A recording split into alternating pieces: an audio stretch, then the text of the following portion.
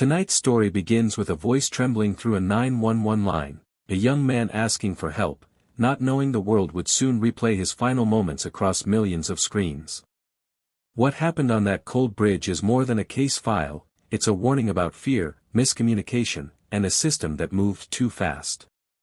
This is the story of a call that should have saved a life, but instead changed everything. If you're new here, subscribe for more deep dive true crime stories told in clear, simple language. And remember, every case we cover is about real people, real pain, and real lessons. The night that opened with a whisper. 1 second. It began with a trembling breath. Not a shout. Not a scream. A breath that sounded like someone trying to keep themselves from falling apart. The recording later became the center of every headline and every argument, but in that first second, it was only a boy trying to be brave. 6 seconds. My name is Christian. I need help. Please, someone come. The wind behind him wasn't gentle. It cut through the phone, sharp and cold, and you could almost feel the height beneath his feet. The overpass carried the sound like an echo chamber, empty, open, lonely. His voice kept cracking as if every word cost him something. 21 seconds. The 911 operator tried to guide him step by step. Talk to me. What's going on? Tell me your location. But Christian didn't seem fully present. His words were soft, like he was slipping in and out of fear, sadness, and numbness. 40 seconds. I'm on the bridge. I didn't know who else to call. I don't want to feel this anymore. I just want someone to listen. Sentence that should have changed everything. A sentence that should have slowed everything down. A sentence that should have been the turning point toward safety. But life doesn't always follow the good path. Sometimes, it walks straight into the storm. 1 minute and 10 seconds. Cars moved below him, unaware. The night sky hung heavy with clouds, as if the world itself was. Seconds that destroyed everything. 22 minutes and 30 seconds. From the ground below, several witnesses started recording. The shaking videos captured a young man standing still, not advancing, not attacking, just holding his hands close to his chest. The officers' voices rose. Drop it. Christian, stop moving. Stay still. But Christian was not moving toward anyone. He was stepping back, away from them, toward the ledge, not in aggression, but in panic. 22 minutes and 58 seconds. His hands lifted slightly, palms open, as if trying to show he wasn't a threat. Please, he whispered. Then the world split. 23 minutes and 10 seconds. A burst of sound. Sharp. Sudden. Violent. Echoing through the concrete. A mistake. A misunderstanding. A moment too fast to rewind. Shots rang across the bridge. The bystanders screamed. Christian's body jerked backward, his feet slipping off the ledge. His arms flailed once, as if reaching for something, anything, that could pull him back. 23 minutes and 25 seconds. Then he fell. Silence followed. Not the peaceful kind. The kind that swallows you whole. Officers froze. People recording dropped their phones. The wind carried the final echoes across the highway like a cruel reminder of what had just happened. 23 minutes and 55 seconds. Christian had called 911 for help. He never expected the night to end with the world staring at his last moments, replayed again and again by people who would never know his voice beyond that short, desperate call. The echo that never fades. 30 minutes. News traveled faster than the officers could finish their reports. By dawn, social media lit up with videos, arguments, questions, and grief. A boy who stood on a bridge confused and scared was now the center of a national storm. His parents identified him hours later. His mother collapsed when they told her. His father wouldn't speak for days. Lost. If someone had reached him in time, maybe the whole night would have unfolded differently. But the clock kept ticking, and every second pulled him further into the center of a moment that would break more than one life.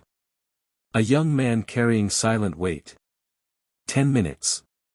Before the world knew him as the boy on the bridge, Christian was just a teenager trying to find his place in a world that felt too heavy. 19 years old. Too young to be this exhausted, and too gentle to hide it well. He had a smile that didn't stay long. Eyes that held old stories. And a habit of drifting into long silences even when surrounded by people who loved him. 10 minutes and 25 seconds. His parents noticed the change months earlier. The late-night pacing. The way he avoided bright rooms. The way he tried to busy himself so he wouldn't sit still long enough for his thoughts to catch him. He struggled with internal storms he never fully explained. Some days were better. Some days were so dark that a single wrong word could make him shut down completely. 10 minutes and 55 seconds. He tried therapy. He tried writing. He tried going on long walks. But healing is not a straight line, it's a maze, and sometimes the walls move when you think you finally understand the way out. His parents thought he had improved that week. He joked at dinner. He helped his mother carry groceries. He even played music in his room again. Small signs. Hopeful signs. But sometimes the brightest days only hide deeper cracks. 11 minutes and 30 seconds. That evening, he left home quietly. No note. No explanation. No argument. Just a boy walking into the night, carrying pain he didn't know how to set down. His parents thought he was taking a drive to clear his mind. They didn't know he parked by the bridge. They didn't know he would look down at the dark road below and whisper to himself that he didn't want to die, he just wanted the ache to stop. 11 minutes and 59 seconds. When he finally dialed 911, it wasn't a threat. It wasn't an act of aggression. It was a plea. Help me. Please. But help arrived in uniforms trained to expect danger, not a heart needing care. And from that moment on, the night moved toward a path no one could reverse. Blue lights on cold concrete. 18 minutes. The first police cars reached the overpass at the same time the sky finally went fully dark. Their flashing lights bounced off the concrete pillars, turning the roadway below into a blur of red and blue. Drivers slowed down, unaware that they were passing a moment that would soon be replayed nationwide. Two officers began climbing the incline toward Christian. Their boots scraped against gravel. Their radios crackled. From below, they looked like dark figures moving toward a fragile silhouette on the ledge. 18 minutes and 33 seconds. Christian, one officer called, voice loud and rehearsed, "We're here to help you. We just want to talk." Christian didn't yell back. He didn't curse. He didn't threaten anyone. He just said, quietly, "Why are you shouting? I called you. I just needed someone." That line still stings every time people replay the footage. 19 minutes. Witnesses said he held something in his hand. No one could agree on what it was. Some said it looked like a small metallic object. Some said it was a vape pen. Some said it was nothing but his own fingers curled into a tight fist. The officers saw the possibility of danger. Christian only saw people coming too close, too fast. Fear works both ways. It clouds judgment on both sides. 19 minutes and 40 seconds. "Stay where you are," the officer shouted. "We just need you to drop whatever's in your hand." But Christian wasn't trying to harm them. He wasn't trying to harm himself. He was frozen, overwhelmed by the pressure of two forces, the urge to survive and the urge to escape the pain. And in that tiny space between confusion and fear, something began to break. 30 minutes and 40 seconds. People argued with passion online. Some said the officers should have held back. Some said the training wasn't designed for situations like his. Some said the system failed him long before that night. But almost everybody agreed on one heartbreaking truth. He needed compassion, not confrontation. 31 minutes and 20 seconds. Investigators reviewed every frame of video. Every shout. Every command. Every step. They argued about distance. They analyzed hand positions. They slowed the footage down second by second, trying to understand how a call for help turned into deadly force.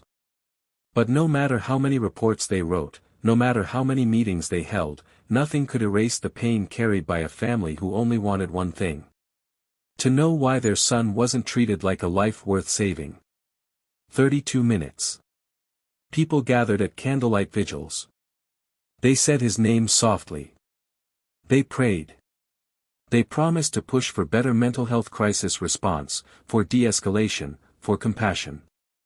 Teenagers who watched the footage cried because they saw themselves in him, quiet kids who felt invisible, overwhelmed, unheard.